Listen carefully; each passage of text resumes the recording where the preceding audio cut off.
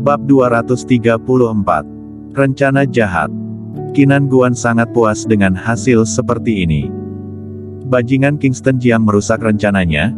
Jika tidak berusaha menghancurkan reputasi Kingston Jiang, maka semua usahanya akan sia-sia. Omong kosong. Klutang berdiri, membela Kingston Jiang. Suamiku bukan orang seperti itu. Bagaimana mungkin dia memelihara ular berbisa? Klutang, hati manusia susah ditebak. Benar, kamu baru tidak lama menikah dengan Kingston Jiang. Apakah kamu sudah mengenal siapa dirinya yang sebenarnya? Sekelompok orang membantah Klutang. Kintiasu sudah hampir sadar sepenuhnya.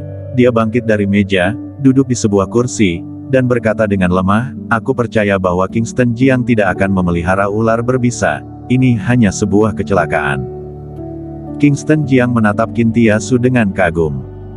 Meskipun wanita ini sedikit keras kepala, tetapi dia tahu aturannya.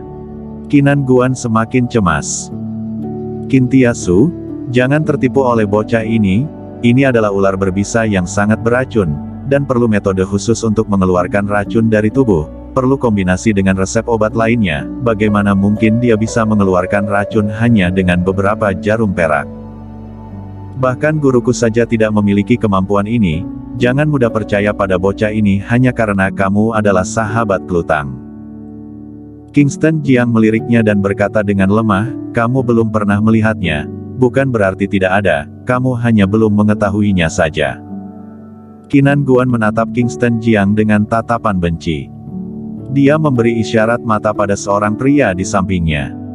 Pria itu mengerti isyaratnya, lalu berbalik dan segera pergi. Qinan Guan melanjutkan, "Kintiasu, tidakkah kamu menyadari bahwa ini adalah trik Klutang dan Kingston Jiang? Apakah kamu ingin berpura-pura bodoh?" Dia memandang orang-orang di sekitarnya, dan berkata dengan keras, "Semua orang tahu bahwa Kingston Jiang adalah suami ikut istri, seorang yang tidak berguna, dan Klutang masih membawanya kemari. Mereka pasti merencanakan sesuatu, supaya semua orang merasa bahwa Kingston Jiang benar-benar hebat. Menurutku, Quinton Su dan Hans Ding pasti mengambil keuntungan dari Klutang, dan bekerja sama dengan kepura-puraan Kingston Jiang." Semua orang kaget begitu komentar ini keluar. Bukan seperti itu. Jelas Klutang. Kingston Jiang terlalu malas untuk menjelaskan. Bekerja sama dengan kepura-puraan. Apakah perlu? Siapakah orang-orang ini? Bagaimana mereka bisa memiliki pemikiran seperti itu? Mari kita pergi. Kingston Jiang tidak ingin berbicara omong kosong. Ingin pergi. Qinan Guan menghalangi jalan mereka berdua, dan berkata dengan dingin, "Kenapa, kamu ingin pergi setelah ketahuan?" Kingston Jiang menatapnya dan berkata, "Apa yang kamu inginkan?" Dia secara garis besar dapat menebak bahwa Qinan Guanlah orang yang memelihara ular berbisa itu, tetapi dia tidak punya bukti, sehingga dia pun tidak berbicara omong kosong, dan sekarang dia malah dituduh oleh Qinan Guan. Qinan Guan berseru dengan keras, "Teman-teman, Kingston Jiang pasti memelihara ular berbisa. Jika tidak percaya, mari kita periksa ke kamarnya.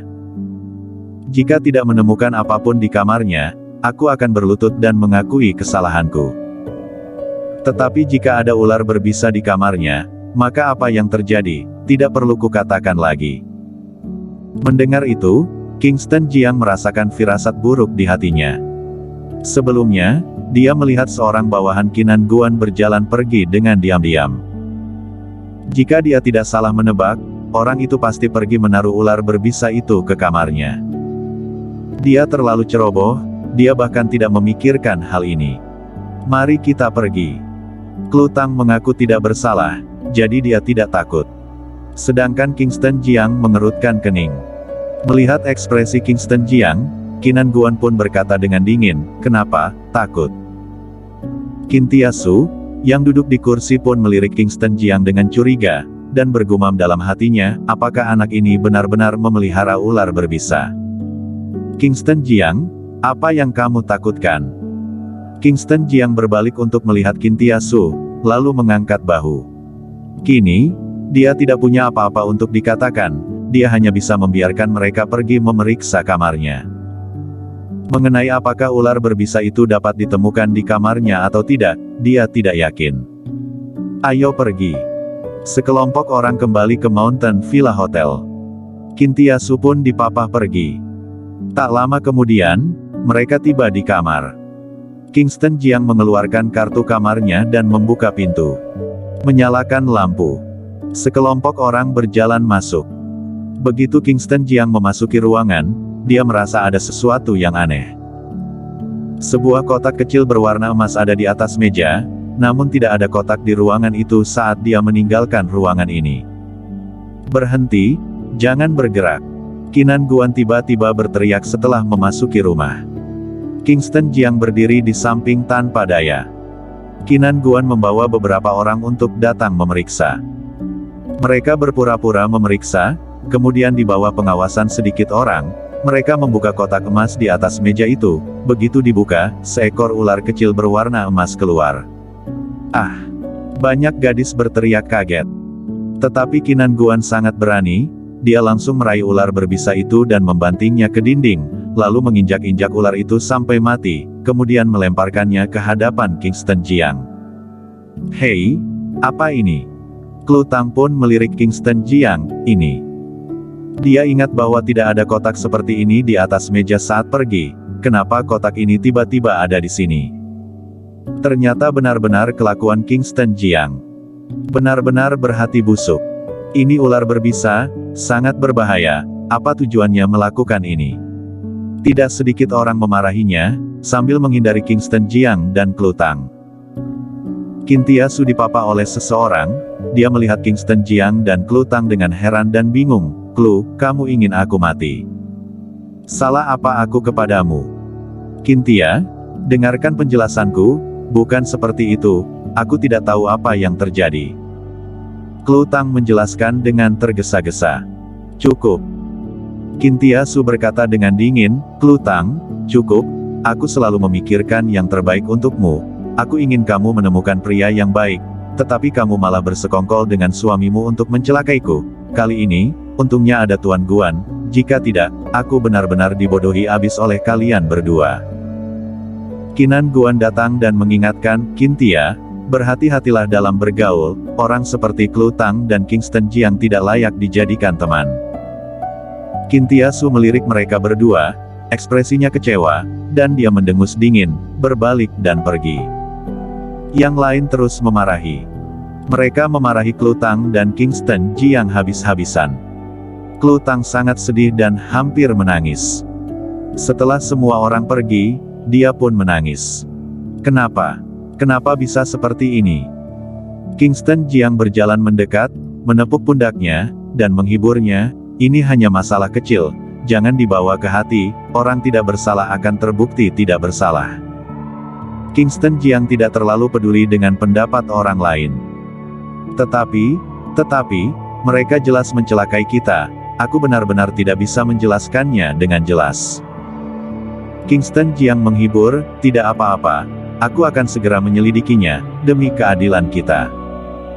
Kingston Jiang tidak menjelaskan, karena dia benar-benar tidak tahu bagaimana menjelaskannya. Ini adalah kamarnya, dan hanya ada satu kartu kamar, serta kartu kamar ini ada di tangannya. Lalu, ular berbisa itu memang ditemukan di kamarnya, tidak ada bukti yang meyakinkan, bagaimanapun dia menjelaskannya, tidak ada yang percaya. Setelah meninggalkan kamar Kingston Jiang, Qinan Guan mulai menghasut. Kintia, bagaimana kondisimu sekarang? Apakah kepalamu masih pusing? Aku sedikit tidak percaya pada Kingston Jiang, meski dia telah membantumu mengeluarkan racun, tetapi aku merasa, dia masih belum mengeluarkan sepenuhnya, demi keamananmu, bagaimana kalau aku membawamu ke kamar untuk melakukan pemeriksaan seluruh tubuhmu? Kepala Kintiasu memang masih sedikit pusing. Dia pun khawatir racunnya belum dikeluarkan sepenuhnya, lalu mengangguk dan berkata, ya. Mendengar itu, Qinan Guan pun tersenyum menyeringai, tersenyum karena rencana jahatnya telah berhasil. Selama Kintiasu masuk ke kamarnya, dia akan mencari alasan untuk membuat Kintiasu minum obat. Setelah minum obat, seluruh orang Kintiasu akan dikuasai olehnya. Setelah itu, dia akan mengambil video, agar Kintiasu tidak berani berkata apapun. Dia bahkan berpikir akan memanfaatkan kejadian ini untuk membuatnya menjadi teman tidurnya. Memikirkan hal ini, hatinya sangat senang. Bersambung.